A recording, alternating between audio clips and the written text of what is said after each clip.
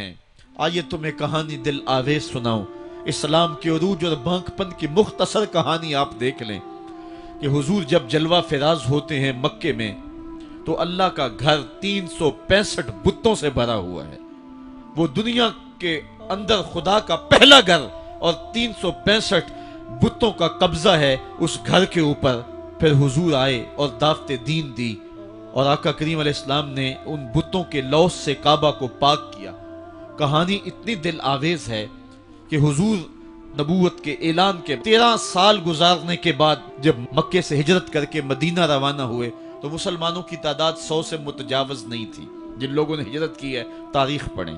سن 2 ہجری کو بدر کے مقام پہ حق اور باطل کا پہلا ٹکراؤ ہوتا ہے۔ مسلمانوں کی تعداد 313 تھی۔ جو لوگ گھروں میں تھے ان کی تعداد بھی ساتھ شامل کر لیں، بچے اور خواتین بھی شامل کر لیں، 600-700 لوگ بنتے ہوں گے۔ اور 8 ہجری کو فتح مکہ ہوا اس واقعہ کے 6 سال بعد۔ تو فتح مکہ کے موقع پہ مسلمانوں کی تعداد جو سپاہیوں کی تھی وہ 10,000 تھی۔ اور پھر 8 ہجری کو یہ واقعہ ہوا ہے تو 10 ہجری کو حجۃ الوداع ہوتا ہے۔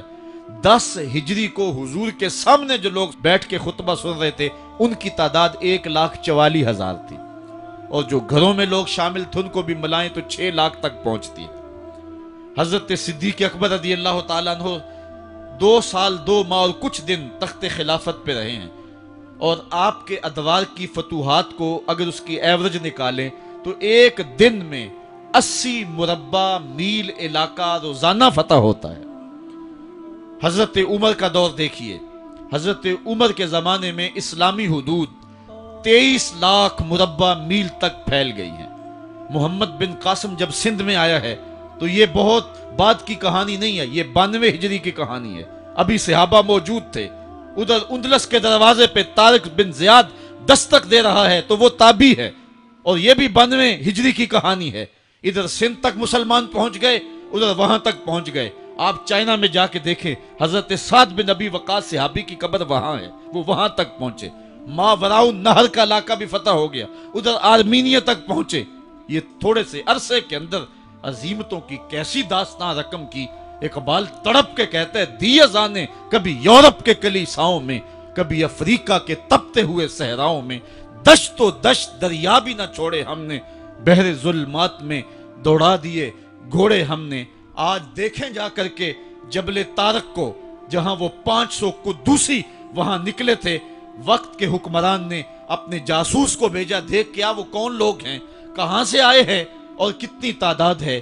تو جا کر کے جاسوس نے کہا پتہ نہیں زمین سے نکلے ہیں یا آسمان سے اترے ہیں، اور ان کی تعداد 500 سے آگے پیچھے ہے۔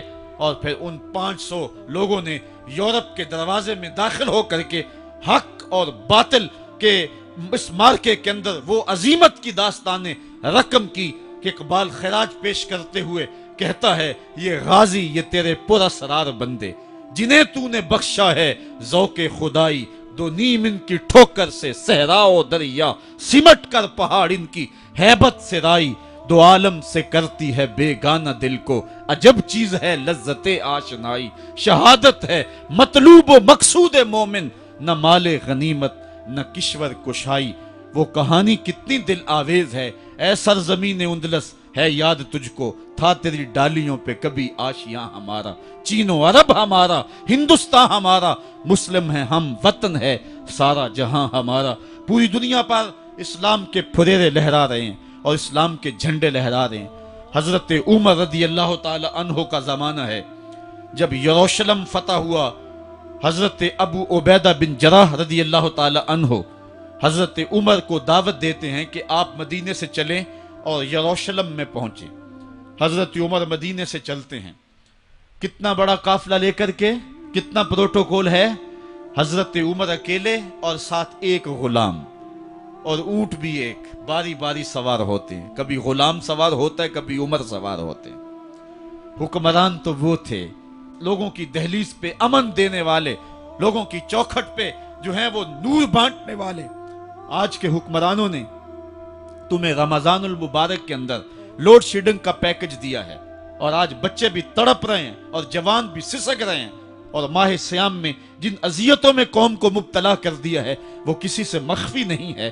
आओ तुम्हें मैं हजरत उमर की कहानी सुनाऊं। हजरत उमर दिन को तख्ते हुकूमत पे बैठते थे और उनका तख्त को सोने जबरजद का नहीं था, मस्जिद नबवी की चटाई थी और सारा दिन वहां बैठ के लोगों की बातें सुनते।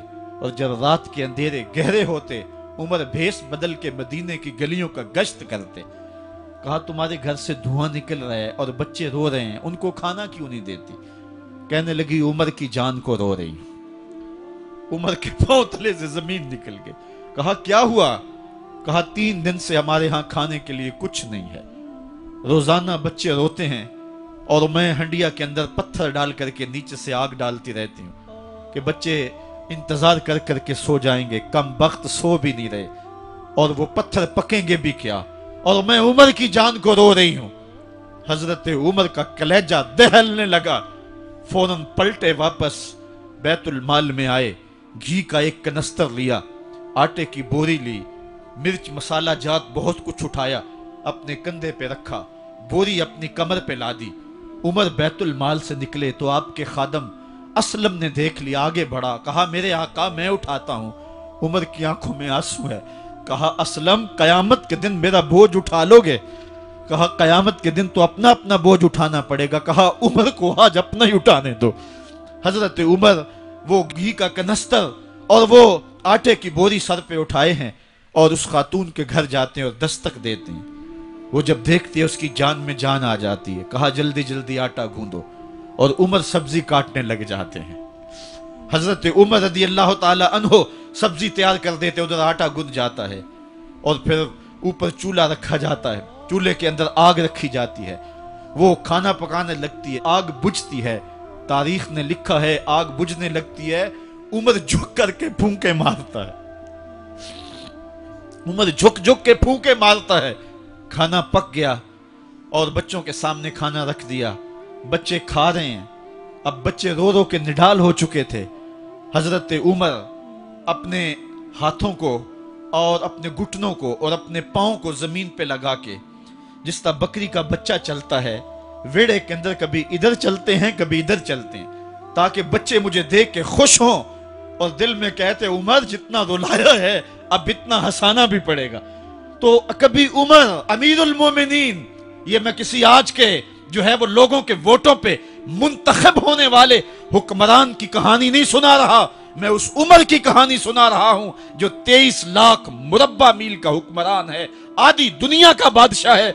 हजरत उमर जो है जिस तरह बकरी का बच्चा चलता है, इस तरह अपने हाथ और अपने घुटने जमीन पे टेक करके जो है वो इस तरह चलते हैं। बच्चे उमर को देख के मुस्कुराते हैं। जब बच्चे मुस्कुराने लगे तो हजरत उमर ने उस खातून से कहा बुढ़िया उमर को माफ कर दे। उसने कहा तू इतनी हमदर्दी क्यों करता है?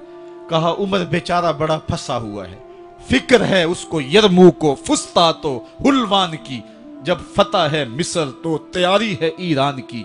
आते जाते वफद से मुलाकात भी करता होगा, आते जाते वफद से मुलाकात भी करता होगा और शब को मालूम हालात भी करता होगा।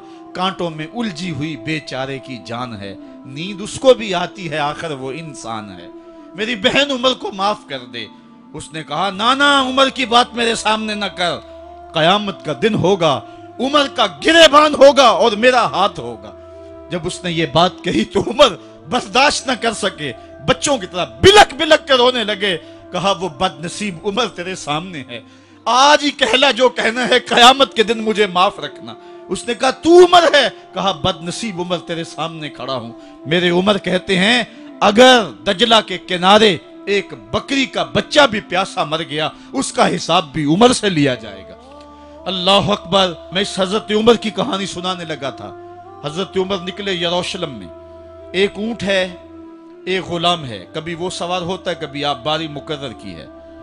जब करीब पहुंचे यरूशलेम के तो उमर की बारी नकेल पकड़ने की और गुलाम की बारी ऊपर सवार होने की आ गई। गुलाम ने कहा आका मैं मर्जी से अपनी बारी छोड़ता हूं, आप आ जाएं, दुश्मनों के मफतूहा इलाके में आ रहे हैं, ताजा ताजा इलाका फतह हुआ है, इस्लाम की शान व शौकत जाहिर हो।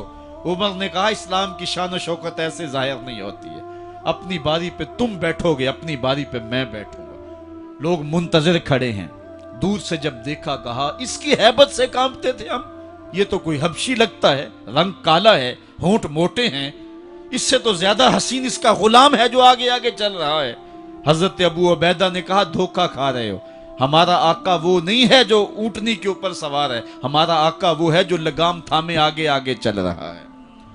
حضرت عمر رضی اللہ تعالیٰ عنہ کو آگے بڑھ کے جابیہ کے مقام پہ حضرت ابو عبیدہ بن جراح نے استقبال کیا، تو حضرت عمر آگے بڑھے اور انہوں نے آگے بڑھ کر کے حضرت ابو عبیدہ کے دونوں کندھوں پہ ہاتھ رکھا، اور سنو حضرت عمر نے کیا کہا لا الہ الا اللہ انا کنا اذل قوم فاعزنا اللہ بالاسلام، کہا کہ لا الہ الا اللہ، اے ابو عبیدہ بن جراح، ہم ایک ذلیل قوم تھے اور اللہ نے ہمیں اسلام کی وجہ سے عزت عطا کی ہے، اور میں تمہیں ایک تاریخ ساز بات کہنے لگا ہوں، اور وہ یہ ہے کہ جب تک ہم اس عزت والے اسلام کے دامن کو تھامے رہیں گے ہماری عزت قائم رہے گی، اور جب اسلام کے علاوہ کسی اور جگہ سے عزت ڈھونڈیں گے تو رسوا کر کے رکھ دیے جائیں گے۔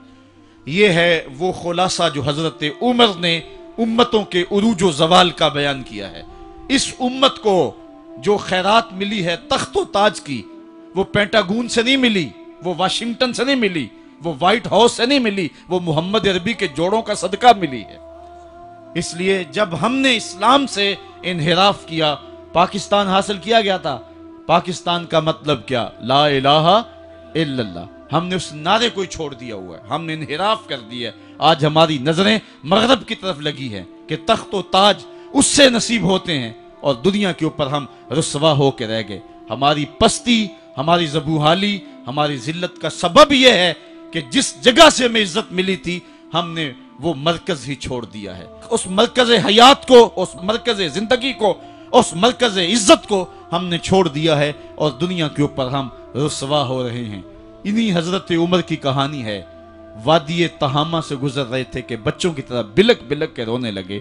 کہا عمر جوان آدمی ہو اور بچوں کی طرح بلک کے رو رہے ہو؟ کہا تم نہیں جانتے، مجھے بچپن کی کہانی یاد آ گئی۔ کہا کیا کہانی ہے؟ کہا یہی عرض تہامہ تھی، میرے باپ خطاب نے مجھے 5 اونٹ دیے تھے، کہا انہیں لائن میں کھڑا کرو سیدھا۔ میں آگے والا سیدھا کرتا تھا، پیچھے والا ٹیڑھا ہو جاتا، پیچھے والا سیدھا کرتا، آگے والا ٹیڑھا ہو جاتا۔ میرے باپ خطاب نے مجھے بڑا مارا۔ کہا ایک عرب کے بیٹے ہو کے تم سے 5 اونٹ لائن میں کھڑے نہیں ہوتے؟ کہا ایک زمانہ عمر پہ وہ تھا کہ اس سے 5 اونٹ لائن میں کھڑے نہیں ہوتے تھے، اور آج شرق سے لے کر غرب تک 23 لاکھ مربع میل کی حکمرانی، اور انسان بھی لائن میں کھڑے ہیں۔ یہ محمد عربی کے جوڑوں کا صدقہ نہیں ہے تو اور کیا ہے؟ عمر سے تو 5 اونٹ لائن میں کھڑے نہیں ہوتے تھے۔ تو یہ عزتیں، یہ تخت و تاج، یہ حکومتیں ہمیں حضور کی دہلیز سے ملی ہیں۔ جب ہم نے اس دہلیز کو چھوڑ دیا تو دنیا کے اوپر رسوا ہو گئے اور ذلیل کر کے رکھ دیے گئے۔ آفاق کے ہر ہر گوشے میں قرآن سنا کر دم لینا، اب رکنا نہیں، اب تھمنا نہیں، فردوس میں جا کر دم لینا، آفاق کے ہر ہر گوشے میں قرآن سنا کر دم لینا، اب رکنا نہیں، اب تھمنا